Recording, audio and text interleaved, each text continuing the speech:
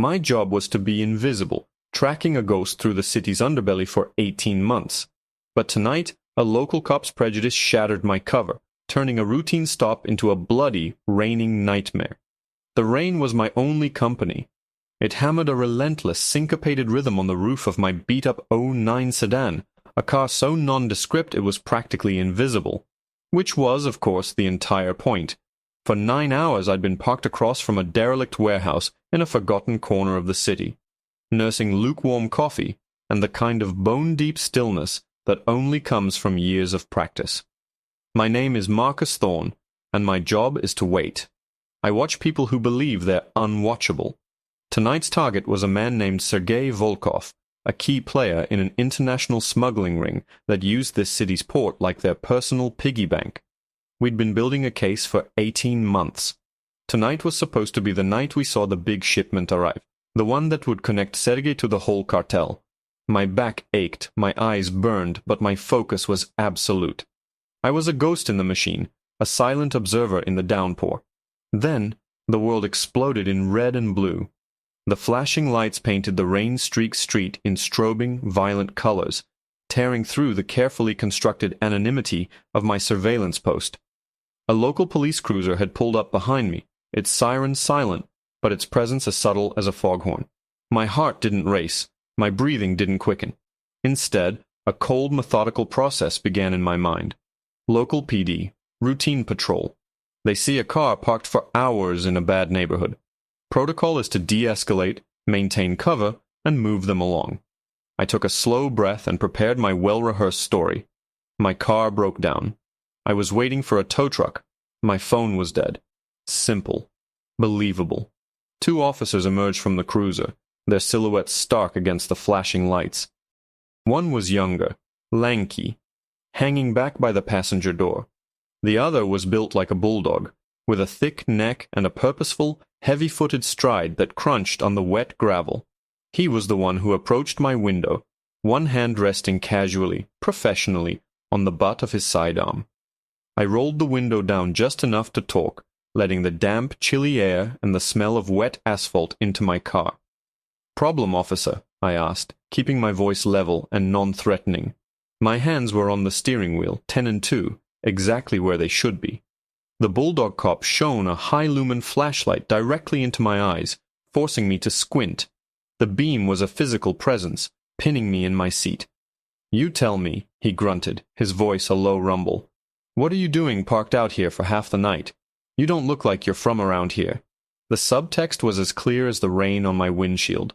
A black man in a cheap car in this part of town at this hour could only mean one thing to a guy like him. I saw the judgment hardening in his eyes, the casual dismissal, the assumption of guilt. I'd seen that look 1,000 times before, both in and out of the job. It was a familiar, ugly kind of tired. "Car trouble," I said smoothly, sticking to the script. "Called a buddy for a jump, but he's taking his sweet time." He wasn't buying it. His flashlight beam moved from my face, scanning the passenger seat, the back seat, lingering on the empty coffee cups and fast food wrappers that were part of my cover. "License and registration," he commanded, the words clipped and devoid of any courtesy. "Of course, officer." I announced my movements slowly, clearly. "I'm going to reach into my back pocket for my wallet, and then into the glove compartment for the registration." "Just keep your hands where I can see 'em," he snapped. I moved with deliberate, almost theatrical slowness. I retrieved my wallet, then popped the glove box. The registration was tucked inside a cheap vinyl sleeve, right next to my FBI credentials and my badge. My real identity was less than an inch from his line of sight, a hidden world of federal authority he couldn't begin to imagine. For a fleeting moment, I considered just showing him, ending this charade. But the 18 months of work, the millions of dollars, the entire operation. Sergei was due any minute. I couldn't risk it. I handed him the registration and my driver's license, a cover ID, clean as a whistle. He snatched them from my hand and examined them under the flashlight. I could see the twitch in his jaw. He was looking for a reason. Any reason. "This address is clear across town," he said, his voice laced with accusation. "Get out of the car." My internal alarm bells, quiet until now, began to ring. This was an escalation. A serious one. "Officer, with all due respect, is that really necessary? I'm just waiting for—" "I said," he repeated, his voice dropping an octave, becoming a menacing growl, "get out of the car. Now." He opened my car door himself, the dome light flickering on and exposing me completely. The entire operation flashed through my mind. Compromised. All of it. But he had left me no choice. Arguing would only make it worse. I held my hands up, palms open and empty, and slowly swung my legs out onto the wet pavement.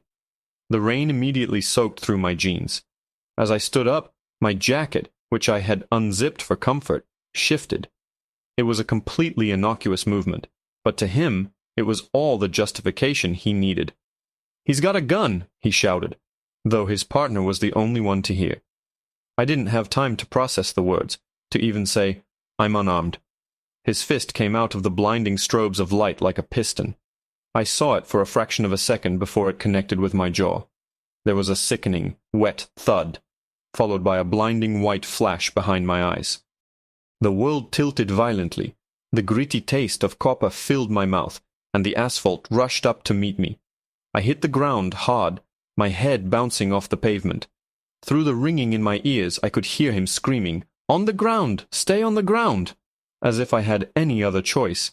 He dropped a knee into my back, the weight of him driving the air from my lungs, and wrenched my arm behind me with a brutal, joint-popping twist.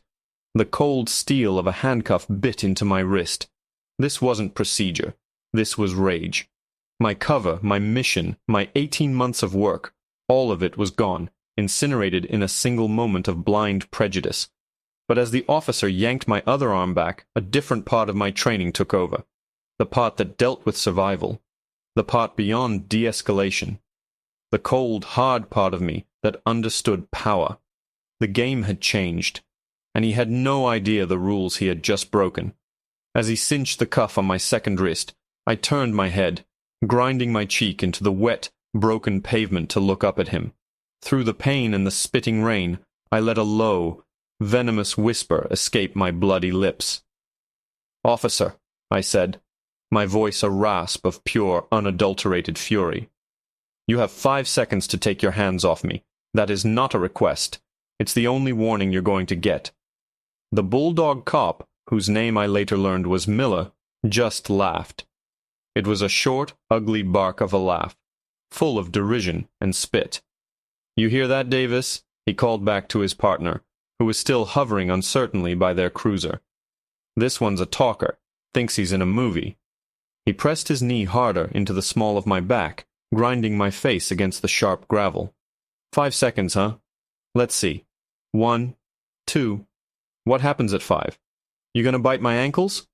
The pain was a sharp, clarifying fire. My jaw felt dislocated, and my head throbbed in time with the flashing police lights. But beneath the pain, a cold, focused calm settled over me. He thought this was a street-level bust. He thought he was in control. He was about to learn just how small his world really was. 3, I grunted, the word muffled by the asphalt. "Special Agent Marcus Thorne, Federal Bureau of Investigation, badge number 734.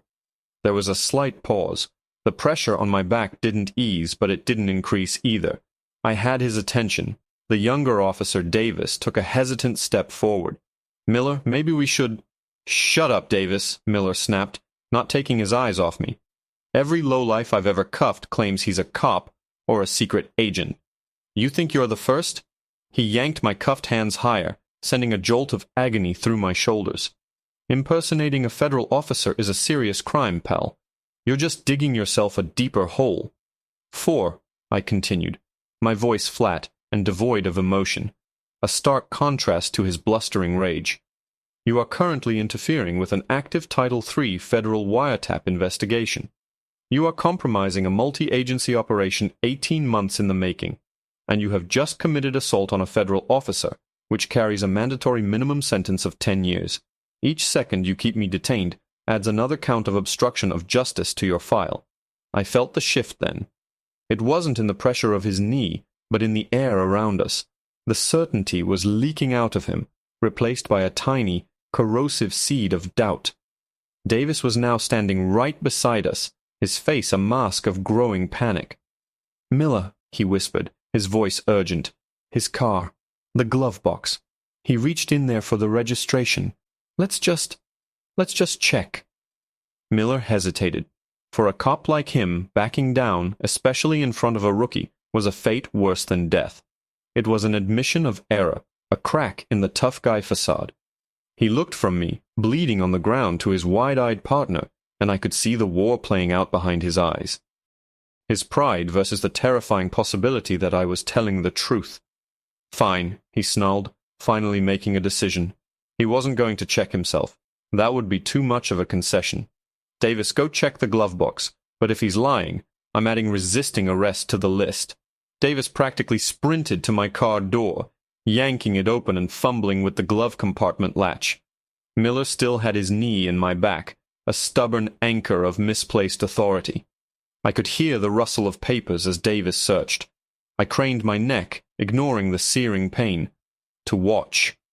Davis pulled out the cheap vinyl sleeve. He opened it. First he saw the registration he'd already been handed. Then he saw what was behind it. His whole body went rigid. He held up my credentials, the gold FBI badge catching the strobing red and blue lights, shining like a star in the rainy darkness. He looked from the ID in his hand to me on the ground, his mouth hanging open. The blood drained from his face, leaving him pale as a ghost. "Oh my God," Davis breathed, the words barely audible over the rain. "Miller, he's real."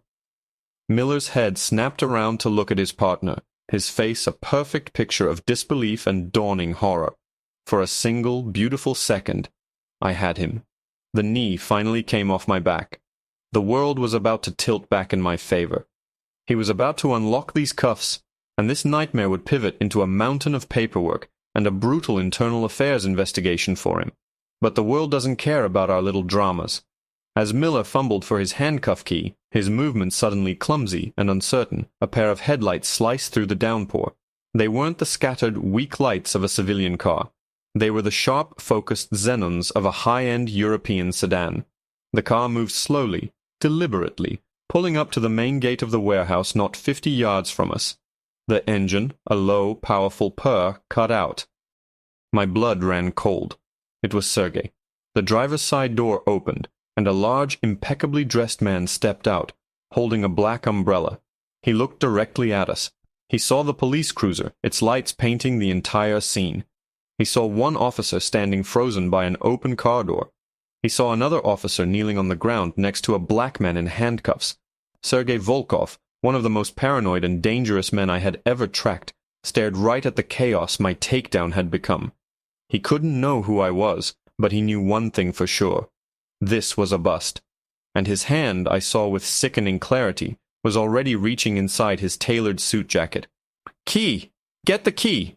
The words ripped from my throat, a raw command that cut through Miller's paralysis. For a split second, he just stared at me, his face a grotesque mixture of fear and confusion, illuminated by the pulsating lights. Sergei was raising his weapon. There was no more time for procedure, no more time for pride. "Now, Miller!" The raw authority in my voice, the kind forged in life-or-death situations he'd only seen in movies, finally broke through his shock. He fumbled at his belt, his hands shaking so violently he could barely unclip his handcuff key. The metallic jingle was deafening in the sudden, tense silence. "Davis!" I yelled, craning my neck to see the rookie. "Engine block. Get behind the engine block. Draw your weapon." To his credit, Davis reacted instantly. He scrambled behind the front of his cruiser, using the solid steel of the engine for cover, his service pistol appearing in his hand as if by magic. He was scared, but he was trained. He was an asset. Sergei wasn't aiming at them. He was aiming at me. He saw a cuffed man on the ground, the cause of the police presence, the loose end. He was going to eliminate the problem. A glint of polished steel cleared his jacket. It wasn't a pistol. It was a revolver. A big one. A hand cannon. "Hurry!" I hissed at Miller. He finally got the key and jammed it into the lock on my right wrist. He was fumbling, his breath coming in ragged, panicked gasps. The key slipped. "Damn it," he swore. From the passenger side of Sergei's sedan, another door opened. A man built like a refrigerator unfolded himself from the car. He wasn't reaching for a handgun. He casually racked the slide on a short-barreled shotgun. My 18-month surveillance just turned into a 2-on-3 firefight, and I was still chained to the pavement. The first handcuff finally clicked open. The feeling of freedom in that wrist was electric. Miller moved to the other, his hands now slick with rain and sweat. I didn't wait. I used my free hand to push myself up, twisting my body to present a smaller target. "Talk to me, Davis," I shouted. "What do you see?" "Two subjects. One with a handgun, one with a shotgun," the rookie called back, his voice tight but steady. Click. The second cuff sprang open.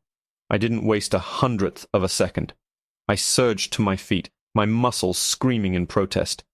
I grabbed the front of Miller's ballistic vest and shoved him, hard, towards the back of his own cruiser. "Cover!" I roared in his face. He stumbled backward, his eyes wide with a terror that had finally eclipsed his arrogance. Now it was my turn. My weapon, my trusted Sig Sauer, was in a concealed compartment under my driver's seat. It was 20 feet away. 20 feet of open, rain-swept pavement, lit up like a Christmas tree by the police lights. Sergei and his mountain of a bodyguard stood between me and it. The world seemed to slow down. I could see the individual raindrops hanging in the air. I saw Sergei adjust his grip on the revolver, his knuckles white. I saw the bodyguard level the shotgun. There was no plan that didn't involve me getting shot, so I did the only thing I could. I improvised. "FBI, drop your weapons," I bellowed, my voice echoing across the wet industrial wasteland. It was a gamble, a bluff. I was unarmed, exposed, but it gave them a moment's pause. Surprise is a weapon all its own. Sergei's eyes widened slightly. The bodyguard hesitated, his finger hovering over the trigger. It was all the time I needed. I lunged not for my car, but for Miller. He was fumbling to draw his own weapon, his coordination shot. I bypassed him, reached his holster, and ripped his Glock from its retention holster in one smooth, practiced motion. He was too stunned to even resist. The pistol felt foreign in my hand, heavier than my Sig, but it was a weapon. I was back in the game. The bodyguard recovered first. The boom of the shotgun blast was a physical blow, a concussive wave that tore through the night. The passenger side window of my sedan imploded, showering the interior with 1,000 glittering diamonds of safety glass. He hadn't aimed at me. He'd aimed at my car, assuming I was going for cover there. A smart move. I dropped to one knee behind the rear tire of the police cruiser, the Glock now steady in my two-handed grip. "Davis, passenger side. Suppressive fire. Miller, stay down." Davis opened fire, his pistol cracking sharply in the night. The shots were controlled, aimed at the bodyguard, forcing him to duck back behind the door of the sedan. That gave me my window. Sergei. He was still focused on me, the unexpected threat. He raised his revolver. I saw the hammer pull back. I fired twice. Pop. Pop. The shots were small and precise compared to the shotgun's roar. I wasn't aiming to kill. I was aiming for his gun hand. One shot went wide, ricocheting off the sedan's fender with a high-pitched whine. The second found its mark. The heavy revolver flew from Sergei's grasp, clattering onto the wet asphalt. He screamed, a cry of shock and pain, clutching a hand that was now a mangled mess of blood. The bodyguard roared and swung the shotgun around the door, firing blindly in Davis's direction. Pellets sparked and screamed off the cruiser's engine block, inches from the rookie's head. This was it, the turning point. The bodyguard was focused on Davis. Sergei was wounded and unarmed. I rose from behind the tire, my weapon trained squarely on Sergei's chest. I started to advance. The game was over. "It's over, Sergei," I yelled. "You have no idea how long I've waited for this." He looked at me then, his face pale and contorted with pain, but there was something else in his eyes. Not fear. It was amusement. A dark, twisted smile spread across his lips, blood from my punch mixing with the rain on his face. He lifted his uninjured hand and pointed, not at me, but at the warehouse behind him. He pressed a small remote. With a deep, grinding groan, The huge corrugated steel door of the warehouse began to roll upwards. I expected to see crates of weapons, pallets of narcotics, the motherlode we'd been waiting for. But it wasn't cargo. The cavernous space was dimly lit, and as the door rose higher, it revealed row after row of steel cages. And inside the cages were people, dozens of them, men, women, and children, their faces gaunt and terrified, staring out at the flashing lights. My blood turned to ice. The shipment, it wasn't goods, it was human beings. And rigged to the central support beam, directly above the cages, was a drum of explosives, wired to a blinking red light and a digital timer that had just clicked down to 10 minutes. "You see, Agent," Sergei spat, his voice a venomous cocktail of pain and triumph. "You think you've caught a smuggler, but tonight's business is far more valuable." His eyes, glinting with manic glee, flickered between me and the timer. 10 minutes. Then my product and your evidence becomes ash, and you have a choice, me or them. The world narrowed to that blinking red timer. 9:48. 9:47. My mind, a machine trained for tactical analysis, went into overdrive. The bodyguard was still pinned by Davis. Sergei was wounded but defiant. Miller was a non-factor, huddled behind his car, effectively useless, and dozens of innocent lives were counting down to zero. There was no choice. Not for me. "Davis," I shouted, never taking my eyes off Sergei. "Maintain suppressive fire. Do not let that man with the shotgun get a clean shot. Miller, call it in.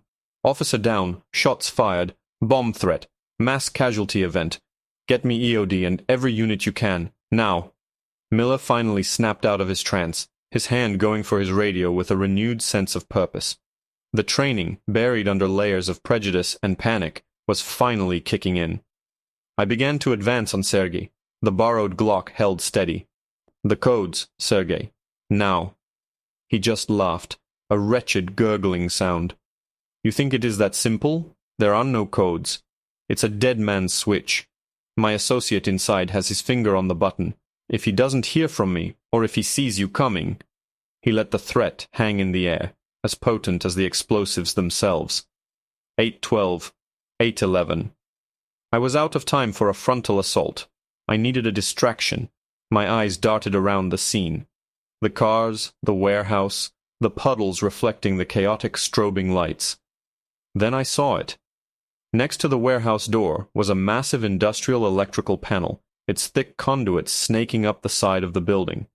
It was a long shot, a desperate one. "Davis, on my mark, empty your clip into the driver's side of that sedan," I yelled. "Miller, get ready to move." "Move where?" Miller stammered into his radio. "To save those people," I roared back. I looked at Sergei. "This is your last chance." He just smiled, his bloody grin a death mask in the rain. "Mark!" Davis unleashed a volley of shots. The rapid cracks of his pistol echoed as bullets punched through the sedan's door, shattering the windows. The bodyguard, caught by surprise, was forced to duck deep behind cover. In that instant I broke right, sprinting not for Sergei, but for the electrical panel. I raised Miller's Glock and fired 3 rounds into the rusted metal lock. The panel door flew open with a shower of sparks. Inside was a mess of thick cables and breakers. 6:34. 6:33. I holstered the pistol and grabbed the largest, thickest cable I could see, ignoring the high-voltage warnings. With a primal yell, I ripped it free from its housing. A massive shower of white and blue sparks erupted, and every light in the area, the warehouse interior, the exterior floodlights, everything plunged into absolute darkness. The only illumination left was the strobing red and blue of the police cruiser and the horrifying steady blink of the bomb's timer. The sudden plunge into darkness and the screaming electrical arc created the chaos I needed. The bodyguard, momentarily blinded, fired his shotgun wildly into the night. Sergei screamed in frustration.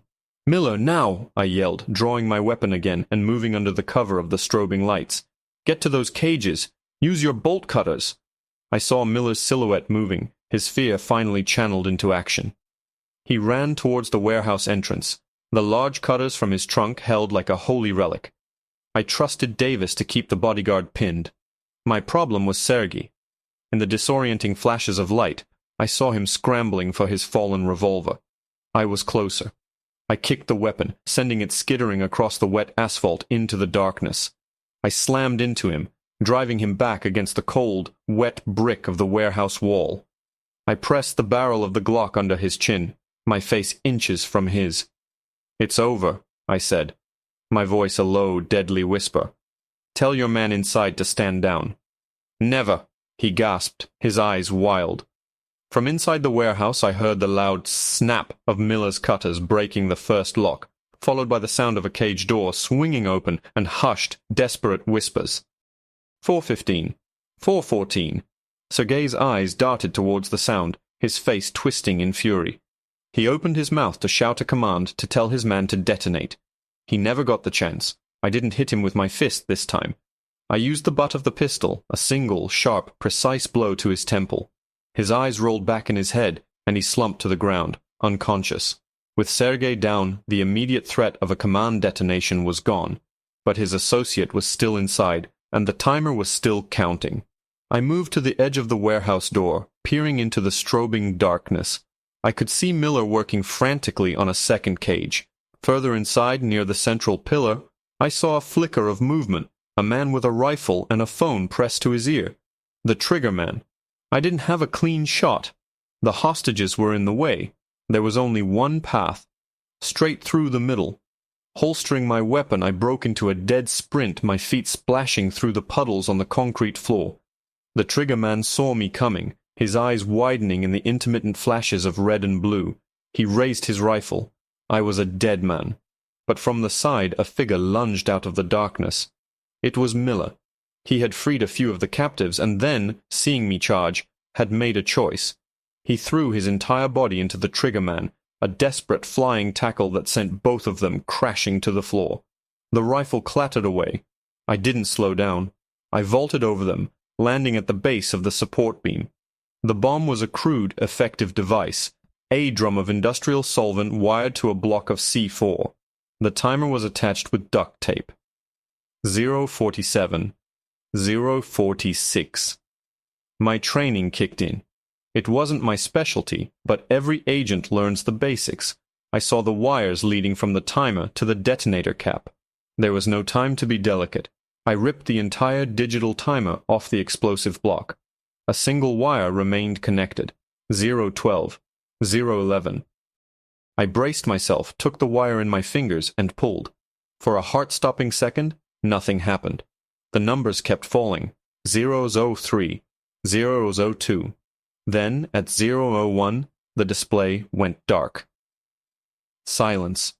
A profound, ringing silence broken only by the sound of the rain, the ragged gasps of the freed captives, and the approaching wail of distant sirens. I leaned against the pillar, my legs shaking, my body screaming with adrenaline and exhaustion. Miller was cuffing the now conscious triggerman. Davis had the bodyguard in custody. It was over. Later, as the scene swarmed with uniforms and federal agents, I sat on the bumper of an ambulance while a medic patched up my jaw. Miller approached me, his face bruised, his uniform torn and dirty. He looked completely humbled. "Agent Thorne," he began, his voice thick with shame. There's no excuse. I was wrong. What I did, I held up a hand to stop him. I looked at the dozens of men, women, and children being led to safety, wrapped in blankets. I looked at the bomb squad carefully dismantling the device that nearly killed us all. "You're right, Miller," I said, my voice quiet but firm. "There is no excuse. You almost cost all these people their lives. You let your prejudice dictate your actions, and you almost blew up 18 months of my work. You'll have to answer for that." He flinched but nodded, accepting it. "But," I continued, meeting his gaze, "when the shooting started, you didn't run.